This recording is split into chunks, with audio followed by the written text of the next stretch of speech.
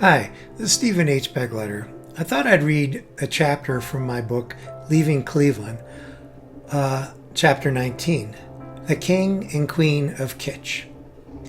As a pre-adolescent, I often traveled to Coral Gables, Florida, with my mom and sister to visit Grandma Meta. My father would stay in Cleveland to take care of the store. Grandma Meta was my only grandparent.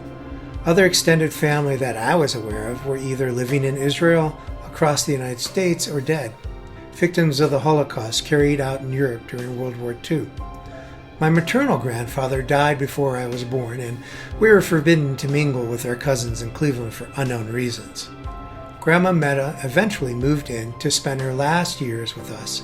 Coming home one day after school, I found my mother was with our neighbors sitting quietly and grieving in the living room. When I asked what had happened, my mother told me that Grandma Meta had died. Not knowing how to react, I ran up the stairway to the third floor, crawled out of the bathroom window, stepped onto the roof, looked up at the sky, and cried. It was the first death I had ever experienced. As I stepped off the plane into Miami airport tarmac, the humidity and the scent of gardenias transfixed me for a moment. "We have to be at Trump's in a couple of hours," Izzy barked at me. "I'll get the bags and meet you at the rental car pickup," I replied. All the bags arrived, which cleared the first hurdle. I piled them up on the baggage cart and met Izzy at the Hertz counter. "Here's the contract. Take the shuttle bus and get the car. I will be waiting outside for you. I don't feel like driving today," Izzy said. Hurdle number 2 cleared. The ride to West Palm was pleasant. I drove on 98 east over a long, narrow bridge past Bingham Island onto South Ocean Boulevard to the Mar-a-lago Club. Izzy was resting her head on her folded arms, propped on an open window of the car door with her hair blowing in the breeze. When we arrived, we were greeted by a Hispanic woman who told us to wait in the lobby. "Ivana will be right out. She is running a little late today." We both looked around the ornate lobby, an excess of marble, gold leaf chandeliers, and oriental rugs adorned with large Flemish tapestries, similar to the ones I had seen at the cloisters in Fort Tyrone Park in New York. "Posh," I said, turning to Izzy. "Very," she replied, "only it's fake." "Any idea where you're going to shoot?" I asked. Izzy looked at me. "The lobby works for me. I just want to get this over with so we can go to the hotel." "I'll get the lights." Ivana came out to greet us with her son, Donald Jr. She was dressed in a white gown and wearing diamond studs. Little Donald reminded me of the Gainsborough painting, The Blue Boy. He was wearing blue silk knickers with knee-high white stockings and a white ruffled shirt. He was about 8 years old. Ivana extended her hand to Izzy and said in her European accent, "Well, hello, Izzy. It is nice to meet you. I'm a big fan of your work. Donnie and I are looking forward to having our portrait taken. This is Donnie Jr., and we'd also like for him to be in the photo." "Sure," Izzy said, smiling. "And who is this young man?" Ivana said, looking at me. "This is Sam. He's assisting me today." Ivana extended her hand to me, and for some insane reason, I took it and ritualistically kissed it. "It is a pleasure to meet you," I said. Everyone was startled, including myself. Izzy rolled her eyes at me and Ivana stepped back. "What a sweet boy," she said. I couldn't believe I did that. I'd seen it in so many films. Maybe Izzy would fire me and that would be that. And I could get back to normal life. To break the awkwardness, I said I would set up the lights. When I came back to the lobby, Izzy was sitting on the red, crushed velvet couch with Ivana. Johnny Jr. was off with the nanny.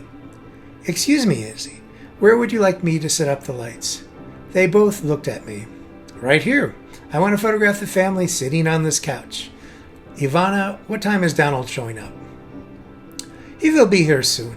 He is out at the club talking business or something. He never stops working. That man is so full of ideas." I set up the portrait lights and some auxiliary lights to illuminate the ornate background. Just as I was about to load the film back, I heard a booming voice from behind. "Ivana, my love, I'm so sorry I'm late. I was meeting with some new clients about a property I'm interested in. Did I miss the photo? No, not at all, Donnie. This is Izzy, and we had a lovely chat about this and that. I think we're almost ready for the shoot. Isn't that right, Izzy? Izzy looked at me and I gave her a thumbs up. About ready? We just need to find your son. Donnie, come here, sweetie. We are ready for the photo. I only have about 5 minutes and I have to get back to a meeting, Izzy, so make it quick, Trump said in a brusque manner. I could tell Izzy was not happy with his order and wondered how she would respond. She looked at me and asked if the camera was ready, and I nodded my head. Okay, now I want Donald standing behind Ivana, and Ivana, you are sitting on the red couch and little Donnie is sitting on your lap.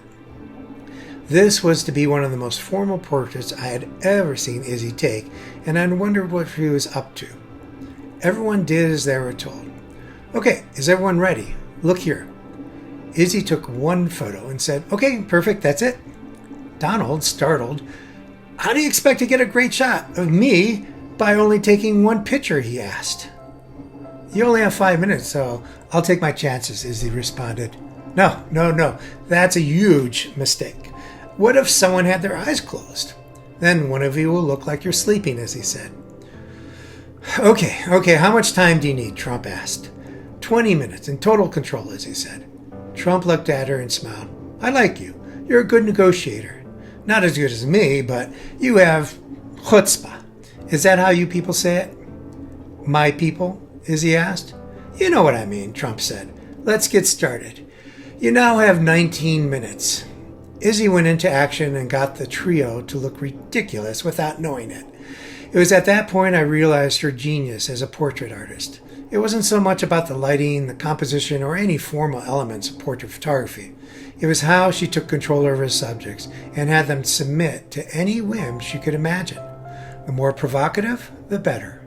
Her gift? Setting her subjects free. From what? From the burdens, the cliches, the prison house of their celebrity. And to what end? The aggrandizement of their own celebrity. A happy thought emerged from my mind. Me, a nobody from Cleveland, was the assistant to a genuine American genius.